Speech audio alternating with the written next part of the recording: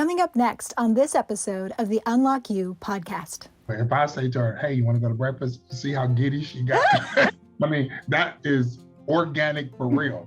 Like, hey, you want to go to breakfast? She's like, we going to breakfast? You're going to take me to breakfast? And I think she thinks it feels so special because she knows that I really don't want to go. I mean, I want to go with her, but I don't want to eat breakfast. You know what I mean? We find that there's alternative times that you can get into that. So you don't have to always do a traditional, what the world or what you thought was a date night.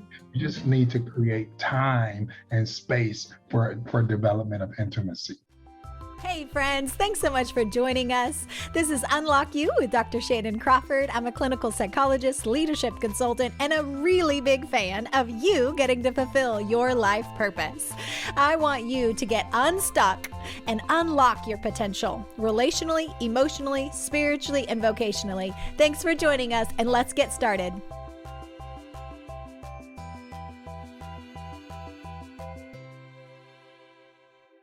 Welcome to Unlock You with Dr. Shannan Crawford. And do you ever have those people that you look at from afar and you're like, how do they do it? How do they do marriage and parenting and career and ministry and all the things? And I've just looked in awe at Jermone and Erica Glenn for such a long time and had to work up my courage to ask them to just kind of sit under their ministry. And so as we are in Love Month, we've had a lot of stories about overcoming hard things. And not that they haven't by any means, and nobody has arrived. But I just really respect their marriage. And I thought it would be so fun to grab a cup of coffee and just listen to how to continue dating in your marriage and keeping it fresh and alive. So yeah, I have mine too. So thank you for being our guests. They're so bougie that they're speaking for another conference right now as they're taking a minute to be our guest today. So thank you guys. Thank you for having us. We're so glad that you invited us. We love you so much. And we're so honored to be a part of this time with you and your audience and everything you're building. You are so insightful. And it's just always a joy to talk to you. Yeah. Everyone is helped and they're better when they're in your presence. Most definitely. And vice versa. Thank you guys. Thank you. I've heard both of you speak. You're incredible on your own. And then together, you're dynamite. It's unstoppable. It's amazing. So did you always know how you were going to set the culture of your marriage? How did the genesis of dating inside your marriage start for you guys? I would say, I won't say we always knew. I would have to say we're very intentional. My husband is extremely intentional. How we met and how we establish our goals are very intentional. He's always been the leader in all of that. Even as we were, as we were single, he was very intentional about that. And that was one of the main reasons why I married him, is because he had a family plan. He had a family goal, and he has added to that year by year in our marriage. But I can definitely say who we are today is because of his leadership and because of his foresight and because of his vision. Oh, I didn't see that coming. I would say that intentionality was birthed out of a deficit, like in our own growing up, both of us did not see our parents dating, showing intimacy, being snuggled, huggy hug, which our kids hate when we do it, but hate but secretly love. Exactly. But we didn't have it, but yet and still marriage is model, right? You get to learn about marriage through a model. And so Erica's grandparents were married for over 40 years. And so our entry point of our relationship while we were older in life, that some would say to get married over past our 30s. And we knew what we grew up without, but what we wanted within our marriage. Thankfully, we had the model of her grandparents who we were their shadows or their chaperones, whichever way you want to put it. Because we would drive them around and hang out with them with intentional time. We traveled with them doing ministry. Her grandfather's a bishop. And so we traveled with them. They were up past their 70s, you know what I'm saying? Grandma's still here with us. She's 90 now, 91. And Papa, he passed on, but left such a legacy in us. We would go to dinner with them. We would sit with them. We would ride in the car with them, listen to how they talked and communicate with each other. Listen to their arguments. Listen to their heated discussions. We would watch, you know, as time got older, she was his primary caregiver. So she would cook dinner, she would cook his breakfast every day, you know what I'm saying, at the house. And then sometimes she didn't want to cook, so they would want to go out to dinner. So that would be a date, you know. So we would jump in the car and be like, we'll drive you, you know, and just hanging out with them is kind of how we saw, wow, at 70 plus, they're still intentional about spending time with each other outside the house or traveling together. We want that. And so it was out of the deficit of our own experiences, but the exposure out of their experiences that we really were like, let's grab that. Let's not wait till later, and let's be that intentional. So that's so good. That's so good. Yeah. So if we don't have it in our immediate circle or immediate family, or even our past experience, maybe some people are coming out of a toxic relationship or something. So getting around those who are healthy, and it does create a culture of how you do it more than just like a 5-point steps, but you learn osmosisly with the right mentors and people to look up to. That's right. Sometimes we opt out because we say, oh, I didn't grow up with it, but you can still find it or see it, or even as you said so graciously in your intro that you watched us from afar. You can find someone that inspires your marriage, or that you want to, you know, marriage is modeled through mentoring, through seeing. And once you get that exposure, or even when you realize what you lack, then you can go for it to add it in your culture. I think the thing for couples is to be honest about what you lack and not feel bad about that. And then desiring that that's what you want. And then when you make that choice, then it's easy for you to kind of look or to find or to read, because there's a longing in your heart for that. And so I think if couples will reconcile, you know, we just didn't see it and we're okay with not seeing it, but we want something different. And then once Papa passed on, then thankfully after some years, we had to practice kind of in the dark, so to speak, you know, because we didn't have a model, a picture anymore. So we were functioning off of notes and memories and relationships. And thankfully we still could ask Grandma, and she would, you know, keep us sharp. I always tease my wife anytime she's not acting, you know, right. I'm gonna call Grandma, you know what I'm saying? Because Grandma is such a woman of virtue and standard, and still at, like I said, at 91, still adding value to our lives. But our pastors, we met this great couple who are our pastors, Dr. Martin and Linnell Williams.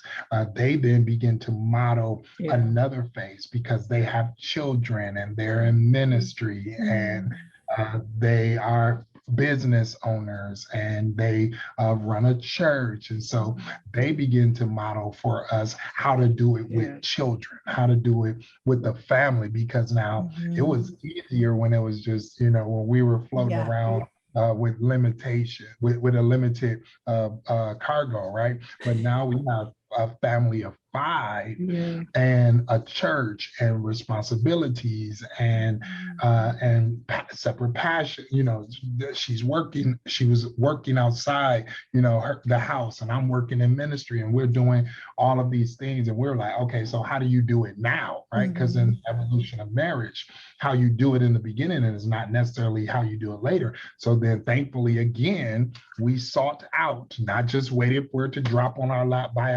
osmosis or something, but we sought out what we were looking for, as my wife said, what we lacked and what we wanted to understand. And God put them in our lives. And we watched the simplicity of little things they do, like go to breakfast every Friday morning. You know what I'm saying? Their date isn't a night date. It's not a travel date. It's just a breakfast date Friday mornings. And that Friday morning builds some consistency. So we were like, okay, so it doesn't have to be night and dress up all the time. You could be flexible, you could be fluid and find out what you like. You know what I'm saying? And so in our more busier times, I'll be intentional about that. I'm not a breakfast person at all, but my wife loves breakfast. And so if I say to her, hey, you want to go to breakfast? You see how giddy she got? I mean, that is organic for real. Like, hey, you want to go to breakfast? She's like, we going to breakfast? You're going to take me to breakfast? And I think she thinks it feels so special because she knows that I really don't want to go. I mean, I want to go with her, but I don't want to eat breakfast. You know what I mean? And so we find that there's alternative times that you can get into that. So you don't have to always do a traditional, what the world or what you thought was a date night. You just need to create time and space for development of intimacy. Yeah. And a lot of couples may even have to stay home because maybe they have small children and they can't babysit. So how would you encourage somebody to date creatively at home? Like, what is the, just sitting by each other watching TV is a lot of people's consistency of what they're dating. What do you think are the ingredients of it actually being a nutritious date that feeds the soul in the relationship? What are some of the things that they would be intentional to do? I would definitely say you have to have an opportunity to be able to conversate. That's why breakfast or a date going to dinner allows you to have that connectivity and to be able to talk. Going to the movies, because you're just watching a movie, unless you're like sitting in the bed watching a movie, you can hit pause to have conversation about different things. Yeah, but or if one of the couple's love language is quality time, then that could be feeding something on a deeper level. It's not really getting information, but it might be meeting an emotional need. Yeah, and then the other thing, especially with small children, we were just talking to somebody about this, that, put the kids to bed. Like literally put them in the bed. Like we realize, go to bed. We realize that a lot of people with children, their children don't have a bedtime. So give your kid a bedtime and let them understand that it's parent time. When our kids were young, it was a dance, and it was like, this isn't funny. We was like, we don't care. It's parent time. Go get in the bed.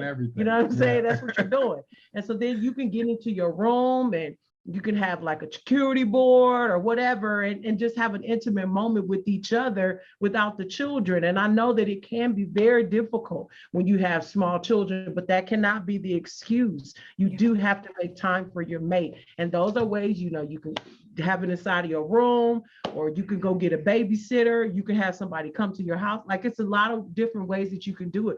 But, it's not always about going out. It can just it's really pulling away. I told my husband, for women, most of the time with date night, it's the intentionality. You can kind of take me almost to Burger King or McDonald's if you have pulled their kids going where they need to go, and you have pulled me away. It's you thought about it, you planned it. And then my husband said on the other side, sometimes it's not about the man planning everything. Sometimes it's about the woman planning something so that her husband can see that she's intentional, or she can initiate a date with her husband. Which is great, especially if your husband is a decision maker, or always making decisions, always making plans, always working, where he's pushing out and creating atmospheres. The surprise is when my wife takes the simplicity of a thing, whatever that is, lighting of the candle, turn down service. Like in my house, I really appreciate, one of my love languages is acts of service. So the simplicity of, before we go to bed, when I hit the room, my wife will take the time to take the pillows off and turn the bed down and light my candle, and had a room lit in a certain way. And I walk into that environment. For me, it's not saying sex all the time. It's saying, I knew you were coming, and I prepared your room, your atmosphere, in the way that brings you in and brings you down. And when I hit the door, it's not, what happened today, and what's the matter? So I don't have to relive that. So it's that, I think that developing, or that doing a date where it creates a deeper level of intimacy, is about knowing what your spouse needs and then creating that. It's not always what you think it is. You know, it's not always a gift and dressing out and going out. Sometimes that's exhausting. Sometimes they don't need that. They need to you to get all the kids out and just let the room and the house be settled. So I think it's that, like, it's that space where you understand what the other person needs, not just what you want to give them, you know, and then that is creating a deeper connection in your marriage. And that's how we have learned over time to keep it creative, or to keep it a variety, because it's not always going to be the same thing. It's not always the same restaurant. It's not always going out to dance. It's not always going to a movie. It's not always going to breakfast. Sometimes it's just discovering what you need and giving you that, you know what I'm saying, as a date or on a date, you know. So I don't know. I just want to say three things and you can pull them out. But number one, dating develops your marriage, right? So dating is the thing that develops. It's the way your marriage continues to evolve. So dating develops your marriage. So the more you date, then the more you move from here to there, the more you discover, the more you understand about the other person. We define dating, number two, as collecting data. Right? So anytime you are dating, you're collecting data. So when you're married, you're still pulling information, trying to learn, trying to grow, trying to discover what they want, what they need, how you can meet that need. And then, of course, number three, dating deepens intimacy. It deepens intimacy. And intimacy is not just sex, it's empathy, it's vulnerability. You know, it's let me understand you, what you want, what you need, what's hurting you, what I said wrong, what I could say better. It's not the time to bring up all the problems, but the intimacy is this space of vulnerability, this time of, I could do this without you, but I choose to do this with you, right? This is, I could go to dinner without you, but I'd rather go to dinner with you. I could be without you in this space, but I choose to be with you. And that is a sense of creating a vulnerability. We're both firstborns. And so the thing that we've learned in our marriage over time is, because we are firstborns, we are pretty independent and self-sufficient, right? And so we found a spot in our marriage where we had to learn how to allow ourselves to need each other. You know what I'm saying? And beyond your physical body, need you emotionally, need your conversation. I can do the things that I need done for me, myself, she can as well. So how do you, so that vulnerability, that intimacy, deepening your intimacy creates this bond as you are needing or finding yourself in a need space for your spouse. And so it develops your marriage. Dating is collecting data, and it deepens the intimacy in your marriage. So how do you stay fresh when human nature, we tend to be selfish and we tend to get offended and then want to self-protect. And it's really hard to be generous and to want to collect data and to want to be intentional and intimate with somebody who just hurt my feelings or disappointed me.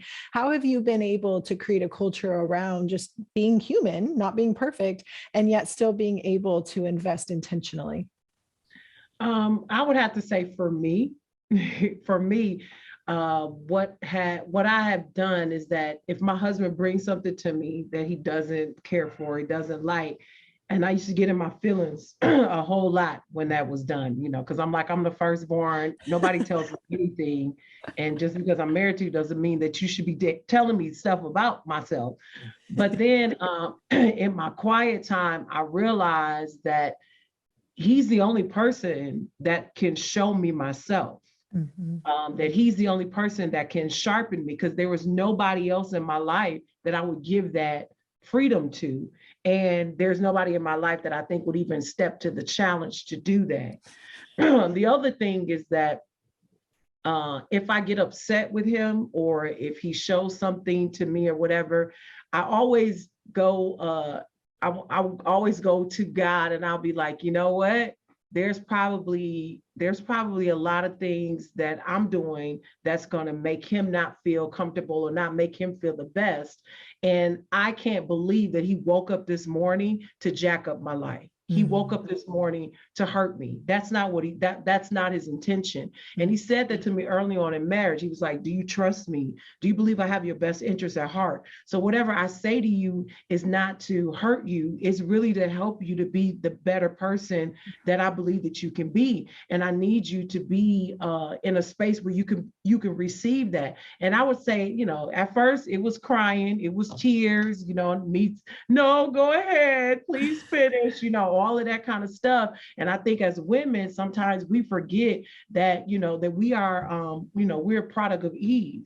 And Eve could be deceptive, and that tears can be deceptive, and it can cause the conversation to derail or go somewhere else with my tears, because I don't want to really deal with what you're saying. And so I had to learn that that was what it was. And I had to admit that to my husband, that don't look at my tears. It's just, and I'm just kind of manipulating the situation. And you had to be honest with yourself about that. And so I think the intentionality of just knowing that marriage takes work, knowing that marriage takes time, knowing that it's not a relay race, that it's a marathon, and that every single day, every single moment, you're working to learn this person, you're working to become more one. And when you put that in your head, this is not my husband always says the time, this is not my girlfriend or my boyfriend. This is my husband. This is my wife. I am in covenant with them. So no, it's not going to happen overnight. And no, everything is not going to be roses. But if I have the, in my heart to make sure that I have the best marriage that I can have, that's work. And that's going to require me to work. Yeah, I love it. Yeah, you know, I agree. I think that if I mean, in the process of this, okay, so by nature, I'm a developer. I create things. I'm an architect in the sense that I'm a builder. I'm not going to be building all these things outside of my relationship and not building the most important, in my opinion, human relationship that I have. This is the most important human relationship that I have. And so with that comes a level of needing to understand marriage. As she said, marriage is work, and being willing to do the work. I think the challenge is because my wife is also my business partner, because we also do ministry together, because we travel together. While I don't want to segregate my life, you know, I want it to be cohesive. I want to find that harmony. I also don't want to blend all the moments together, right? So dating time is not conflict time, you know. It's not the time when we're on our Selah days. I have a Selah day, a Sabbath day, and we're not talking about ministry. This is not the day. So for the audience, what do you think that means? How would they translate? What is a Selah day or a Sabbath day? That's just a day where I pause and reflect. Selah means pause and reflect. So that's the day where I kind of pause and reflect. It's not about work. It's not about business. It's not about the house. It's just being. She and I being, resting. It's restorative. And so because it's all does this, sometimes, you know, we would just naturally find ourselves talking or navigating about everything else besides each other. And I will remind her, hey, this is not the time for us to talk about that. So that intentionality comes that when I'm on a date, it's not the time to bring up my disappointments. And on a date is not the time to bring up the bills or the family or who angered me or whatever. This is about our time. And so while I don't want to segregate my life, I don't want this constant overlap in everything. So dating time is also segmented time where I make it about our marriage. I make it about her, I make it about me, I make it about us, and I make it about our marriage. So even though maybe we didn't do anything special, the time was sacred and it felt special because it was not crowded by other people or other ideas or other outside influences, right? It's about us. And so I'm very intentional in building our relationship, that this is a time of building. Dating is a time where we're building us. So it's like, what do you want and what do you need? And where are you right now? And am I doing a great job? And is this the marriage that you always desired? And am I the husband that you prayed for when you were single and saying, oh God, I want to get married. Like, am I that guy? You know what I'm saying? Or am I not that guy? You know what I mean? And so that can feel problematic. But if I was on a date and we weren't married, I would be interested in her. You know what I'm saying? You wouldn't go on a date with somebody when you're not married and all they talk about is them, you know, because you'd be like, oh, this is a narcissist. I don't want to be with them. Our whole marriage is going to be about them. So I'm very intentional when I'm on a date with her or when I'm dating her in that dating space, that is real.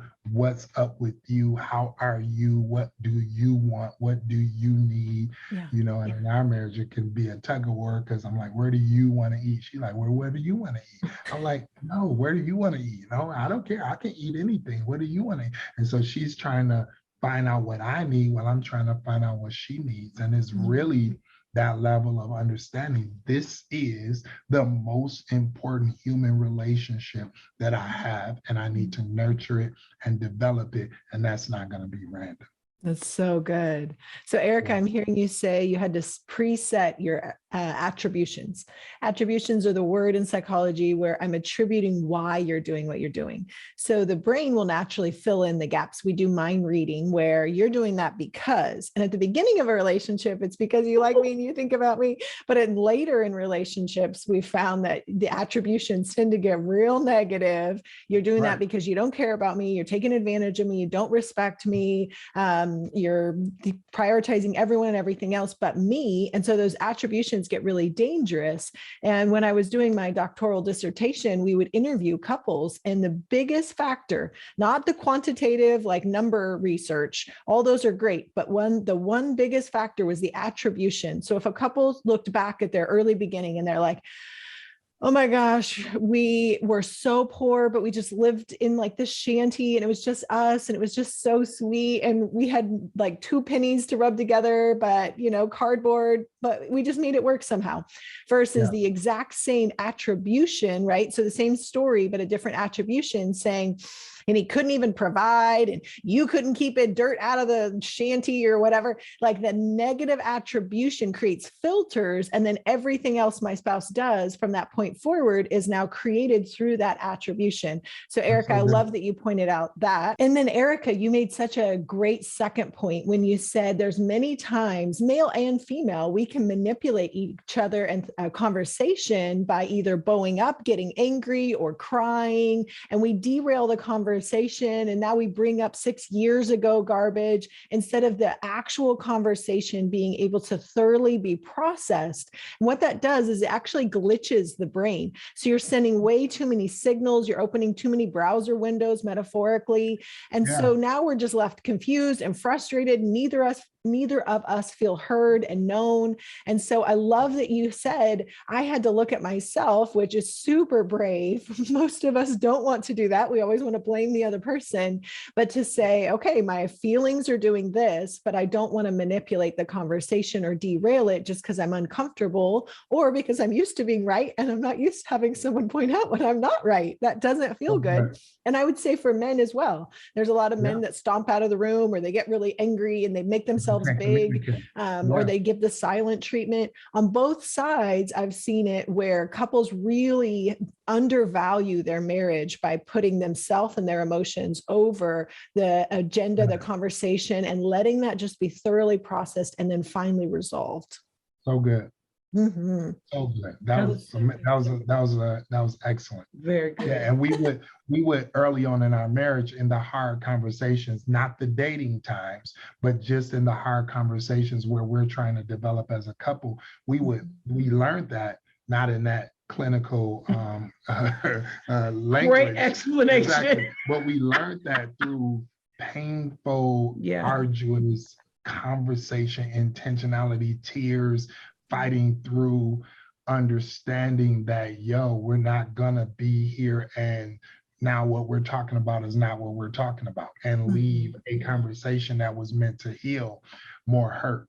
you know, because now we're frustrated or interpreting, right? So we will make this early rule in our marriage: do not interpret for me. You know, my wife is a teacher, so by nature, it is her intentionality, or also bigger than a teacher, she's a woman, which I would always say in girls' school, they teach you that men can't communicate or articulate their feelings. So you're always trained to read in between or behind what you think we're saying. And I'm like, you married a communicator. I am not that guy. I can communicate and articulate exactly what I'm saying. And what I'm saying is what I'm saying. I'm not saying anything around it, under it, behind it, or beneath it.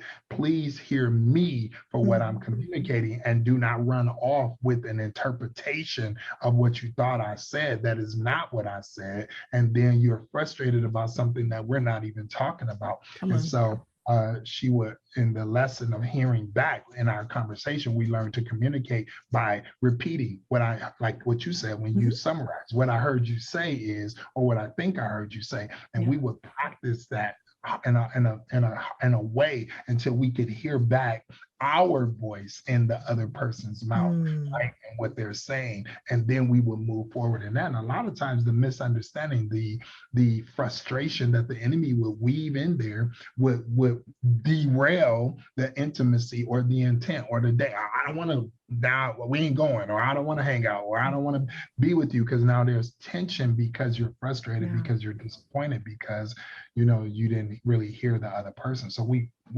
will work very hard at that and learn how to communicate. And when we would find ourselves running up against that wall, we challenge each other to try to use our language instead of our emotion to communicate and express our feelings. That's so good. And also, you know, we I won't say coin the phrase, but in those difficult conversations, when you're talking about selfishness, it's like, you want to be married or do you want to be right? I think people have to make that decision, because you can walk away feeling like, oh, I won that argument, but then your husband is feeling like crap because you won the argument, versus being married, versus knowing that this conversation can make or break us. Really, there's some marriages that are like conversations is breaking them down, or it can build us up. Something that could break us down, but in that conversation we build each other up because we're honest about where we are, how that made me feel, and then coming to a place where we can see the light. We didn't see it this way, but when I heard you and you heard me, now we can see it differently, and we can move on in a different space in our relationship, move to another level. And when I talk about, when I say a marriage is work, that's the work, because it's easy to be selfish, and it's easy to shut down, and it's easy to cry and walk away and be angry and get nothing of it. It's harder to sit there. It takes grown people to sit and have a conversation about something that doesn't make me feel comfortable, and then walk away loving each other. Because what people fail to realize is that when you get into that space where your quote unquote argument or whatever, you look at different sides. If you stay in the conversation, on the other side of it, you become stronger. Yes. And you look at your it causes you to be intimate, because me breaking down, losing my selfishness is causing me to expose myself. So me breaking down is actually going to allow me to be able to see you in a way that I haven't seen you before, and for me to gain something that I never gained before, that causes me to be stronger, and also causes our relationship to be stronger. Yeah, and it's these reasons why people don't date, right? Because if they don't communicate outside of a date, but you have something to say that you haven't said, you're afraid that it's going to leak out at the wrong moment. So you avoid each other when you really desire something deeper, but you desire intimacy. Yeah, you like, I don't really want to go because I'm got to sit there with you. We can't play on our phones, and if I can't just be this deep in a relationship and having perfunctory conversations, right? Where I'm patronizing you and we're not talking about, I got something real that I need to say, but I'm sitting here talking about how's your steak? You know what I'm saying? It's like, it feels so shallow. It feels so shallow. It feels so avoidant. So marriages, when they have something to to say that they have not said in the proper way will avoid one-on-one, uninterrupted, no distracted time, because it will result in a conversation at the wrong time. So if you're not putting in the healthy dialogue where you can communicate and challenge outside of date times, then you won't go on a date, because going on a date is just you and that person, and you can't fake that you're happy about your marriage when you really have a level of uncomfortability, because you got 8 things that you need to discuss that you haven't discussed, and right now is not the best time for the marriage. So now you just hold it in, suppress it. It's a fake night. It's not a date night. You know what I'm saying? Yeah. And so you avoid the fake night, and so eventually you don't have a date night, and now that's 3 months and 6 months and 2 years and 5 years, and it's easier to avoid you on that level, because I have so much to say to you that I'm not sure how to say, and I'm not sure that I'll be heard. And so having these times where you can really communicate and hear each other outside of dating, then you can go on a date and really communicate and enjoy the time, because you're not trying to talk about what you needed to talk about at a different time, because you already talked about it. So good. So Dr. Jermone, you have just laid out so much. So I've been trying to like mentally track it and be like, okay, so I want to highlight each of these points. Are so good. Both of you guys are ridiculous. I love it. Okay. So I'm hearing you say we need to have rhythms, that we have time where we have the downtime. Because I could hear a lot of couples just internally going, oh gosh, I'm supposed to date them all the time. Like, I'm an introvert. I give out all the time. Like, how in the world am I going to do that? So I love this thought that we have a Sabbath where we don't bring problems. We don't bring a bunch of emotion or issues. We just truly have a time to unplug and to rest. And as much as I believe in that, I think most of our culture is like, yeah, that's like a luxury we can't afford. We always have to be going. But I see how busy you guys are. I mean, you're juggling multiple areas of life that are always going, and yet you've intentionally set a Sabbath culture where it just means a day that people take off and like mental space and not a lot of demands. I'm also hearing you say, in order to get to the date and the fun ice cream part of the relationship, we've got to have the protein part of the relationship of having the hard conversations, chewing through things. And for a lot of us, we're conflict avoidant. I don't want to have that conversation. I'm afraid it's not going to go well. You're not going to understand. It's going to go like it did last time. And many times when I ask couples, well, how have you already had this conversation at home? They say, well, we've talked about it 1,000 times, and they're just like brushing me off. And I'm like, but how? Like what body language, what tone? Were you hungry, hungry and tired? Like, were people interrupting? Like, what was going on when you're trying to communicate that? They're pointing at each other, podcast community. So there's so many factors of how we say that. And am I speaking just to be heard because I'm like at my last wit's end, and now the volcano of emotion and content comes at the person? Or am I trying to soften the approach so that I'm saying, hey, with curiosity and humility, here's what I'm experiencing. What's your experience of the same situation? Instead of interpreting or attributions, where I'm mind reading what they're doing. And by sitting through that, I have some couples that I'll give the analogy, like getting offended feels good to the flesh. Being like, oh, I can't believe you just said that. And now I'm ruminating, and on the outside, I may look like I'm listening, but I'm really preparing my next argument of how I'm right. And that's like cotton candy. Like, it's really sweet to the flesh. It feels good, righteous indignation, but it has no nutritional value. It's empty. It will cause more sickness in the long run. While protein of choosing not to be offended, maybe the person said something you didn't like. Maybe it triggered you. It hit a raw nerve. But if you can internally say, I'm going to stay in this conversation. I'm going to lean into relationship with you. I'm going to stay in my heart space instead of going into the defense mechanism of my mind where I'm armoring up my argument.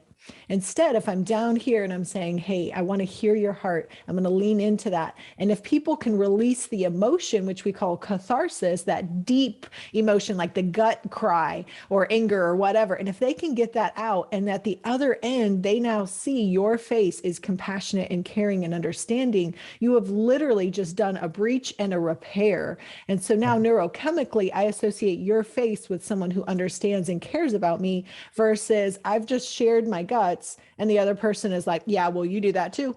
And it's like, okay, neurochemically, I just feel like misunderstood and like, you don't get me. And why would I even share my heart again? Brilliant. Absolutely. That's powerful. Yeah. And when you talk about that rhythm, so I hear the community saying, well, we don't have time for that. We don't have time for that. That goes back to the simple discipline that my wife said of put the kids to bed. Usually children are up as late as adults nowadays. That's ridiculous. Or in your bed or sleeping in your bed. So when do you find the rhythm for these conversations? You find the rhythm for these conversations at breakfast or at lunch or at dinner or after everyone goes to bed. It should be, even if it's not a bedtime, it's a room time. Go to your room. Prepare yourself. Go to their room at a certain time. Prepare yourself. Go get, because they need space from each other. They need space from us. They need their own time to wind down. So all of our children have their own routines of what they do when they're winding down for bed. And it's not right 15 minutes before they go to bed. Our children, I would say, are on a habit of at least 1 hour before it's time for their bedtime that they go to their rooms, which means that that's an hour before we go to sleep. We're not rushing to bed to have sex all the time. It's just a time for us. Not only that, it's like, I would honestly say, in the rhythm of those communicative times that you have, is that you have opportunity at nighttime, or to just decompress, to be able to hear each other, to be able to talk in a tone that is respectful and honorable, and it doesn't have to be a blow up, if you know, and you don't have to do it in a disruptive time in the day. If I know that before I go to bed, I got an hour or so with my wife, I don't have to call her in the middle of the day with something that she might be busy because it's bothering me right now. I can wait. But so many couples wait because they don't have a time to express that. And then they never get to express it. And then it's a powder keg of emotions and resentment. The other thing I think that couples have to work very hard at in that same rhythm is go to bed at the same time. Like, go to bed. Like, I tell my wife, the same bed, preferably. Exactly. Yeah, I tell my wife, I did not get. It was a point of communication for us because I'm a morning person and she's a night person. So I'm alive in the morning and she's not alive in the morning. And at night I go to bed, I'm sleepy and she comes alive. All of a sudden it's this ball of energy that shows up in the evening. I'm like, it's time to go to bed. So we would have to remember that we need to not go to sleep at the same time, but get in the same bed at the same time, or agree at least 4 times a week that we're getting in the bed, because this again develops intimacy and it builds that rhythm that you're talking about. So if I have a constant rhythm, I can date, I can travel with you without stuff being a problem, because I had these other times and days where I knew we could discuss things, set up meetings. And when it's really, really important, I say to my wife, I like to schedule some time to talk to you. You know what I'm saying? Because she wants a heads up. She's like, I need. Don't blindside me. Yeah, don't roll up on me. So I'll be like, hey, babe, when you get some time this week, I'd like to get some time for us to talk about XYZ. She's like, all right, that's cool. Maybe Thursday night, I'll get some time and I'll prepare that. So I give her time, because I don't assume because I'm out and she in that she just got time. So I'm like, I give her time to build that in, and I hold her accountable, because she's also, like you said, conflict avoidant. So therefore, if she don't really want to discuss it, she won't bring it back up. And then I'm offended because I'm like, you said you was going to talk about it Thursday night. It's Saturday, but the creating a time gave me also an opportunity for accountability to say, hey, it's Thursday. You ready? You know what I'm saying? And that's all she needed. She's not going to come bring it up. But And then if it's my meeting, what we call, whoever calls the meeting gets to set the agenda and gets to start off in the communication. You know, can't come to my meeting. Yeah, you can't come to my meeting and take over my meeting. If I ask for the meeting, then you don't get to talk first and talk more than me. You got to listen because you're trying to manipulate the conversation and flip it. It's my meeting. So if it's my meeting, you don't get to run my meeting. That's fantastic. Probably too much, huh? It is. Right. No, oh my gosh, it's so good and so real. Thank you. Yeah. So in the research, they call that like just a check-in, you know, that if we're not creating those regular check-ins, and ideally it would be once a week. I love how you're setting it. Oh, this is my meeting. That's fantastic. It's probably because I'm a meeting person, right? Yeah. You use the language that makes sense to you. I love it. So for our couples out there, we would encourage, again, a Sabbath, a time to just clear your head. You don't have to be on all the time. To do the regular check-in, have the hard conversations, lean into the conflict in a healthy way from your heart of wanting to hear instead of just be heard. And then having the time that you're actually just dating and pursuing each other. And that can be going on a walk in your neighborhood. It could be doing a craft or doing a project together if you're quality time. It could be something fantastic outside the house or something fantastic in the house. Breakfast in bed is fantastic. There's many times that you are missing, well, we are missing opportunities to connect just because we've kind of put it in a box that it needs to, a date night needs to look a certain way. When really you could be dating and courting each other throughout the day.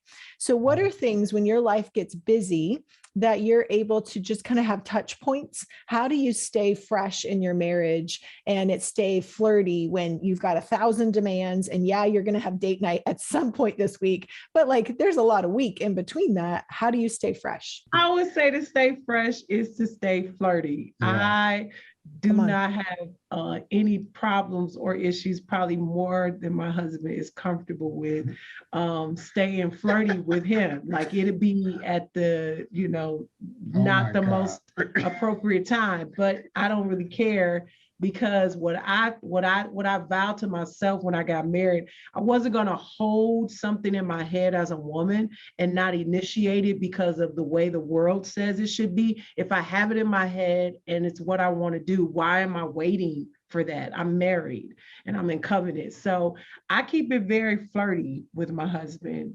probably more than he would like to even admit. No, that's great.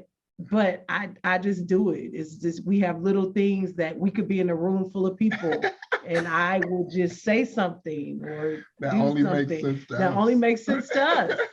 And so I just think that you don't have to have this, quote unquote moment. You just make those moments. And when this is your husband, this is your wife, if you feel attracted, or if they, nope, he doesn't go out the house and, nobody said, I don't say to him, you look nice, just for the simple fact, because that's just who he is. He's going to always look nice. But I always tell him that he looks nice because he puts a lot of work into doing that. And no woman is going to tell my husband he looks good before I do. So I don't know. I just kind of put those in place. And so I think that's the way that I keep it fresh. And we do things in front of our kids to give them an example, but also to make them uncomfortable. We try to do that on purpose. Yeah. Yes. We do that on purpose because we want them to see a marriage that is flourishing and people that love each other. And what does that look like? And not the world to dictate to them. That's most of it, I would say, the older they get, the more intentionality I am about flirting with him or keeping it spicy in front of my kids, because they're going to be starting making choices of who they want to be in a relationship with. And so our example is a little bit more prevalent now than ever. Yeah. I would keep with the same answer. That's how we do it. We keep it flirty, and what that looks like is different for both of us, but that's what it is. From my wife has this newfound fascination with TikTok. Oh right my! She I know it's old, but she just discovered TikTok. Like right now. I didn't just discover. Like in the last 3 months, she just discovered 2 months. Just discovered TikTok. So of course, TikTok has all kind of stuff from good to raunchy to bad to insinuations. So something as small as she texts me a TikTok, you know what I'm saying? Or I'm texting her IG, or I'm in her DM, you know, saying something like, hey girl, I'm in this meeting right now, but I'm really thinking about you. You know what I mean? And it's just building up these moments throughout our life and throughout our day that's keeping it flirty. And when you keep it flirty, you keep it fresh. You know what I'm saying? And that is probably the same answer that's expressed in different ways. Hers, because physical touch is one of her love languages, is usually more hands-on.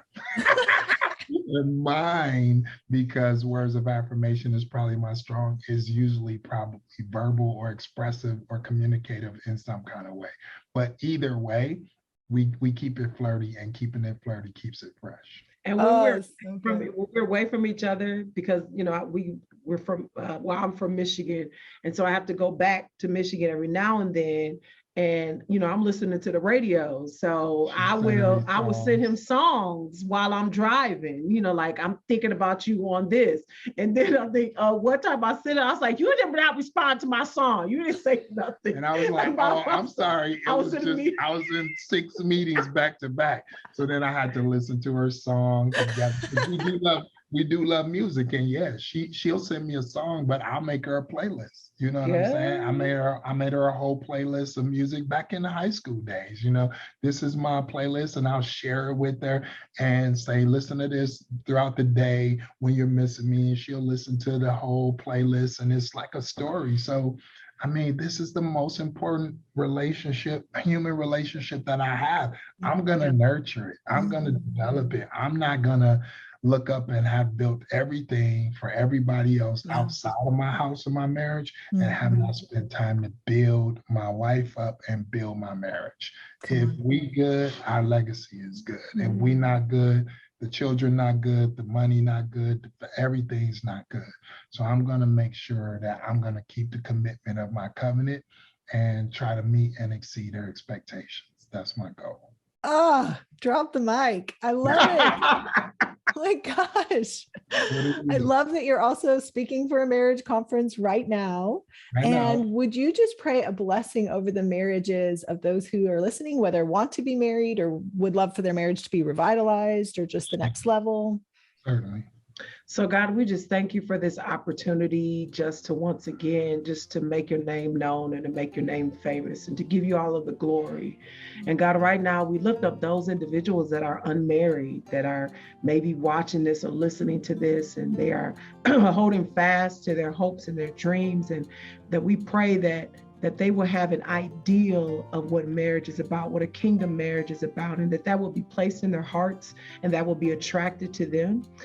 We thank you for every married couple that is here on today, Lord God, that you will truly increase their awareness of each other, that you will give them time, that you will allow them to carve out time, that you will give them courage to show up in their marriage, that you will give them courage to be all that you have called them to be for the other person and for their family and their legacy.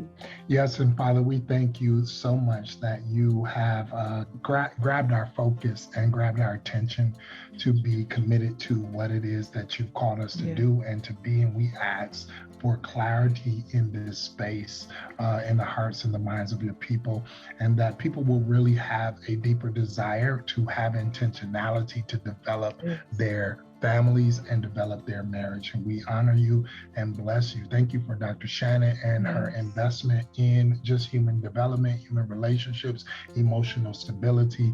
And we ask that you would heal the emotions and let people have a desire to really, really develop a deeper level of intimacy in every way. In Jesus' name we pray. Amen. Amen. Oh my God, our session is at 11 o'clock. We gotta go. Bye guys. Thanks. Love you. See you later. Love you guys.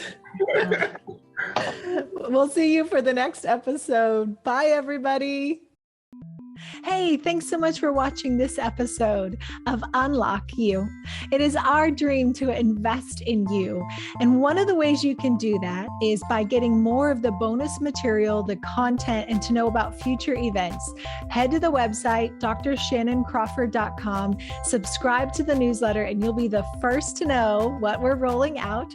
And we want you to truly get unlocked so that you can thrive, not only for yourself, but also for the greater calling on your life.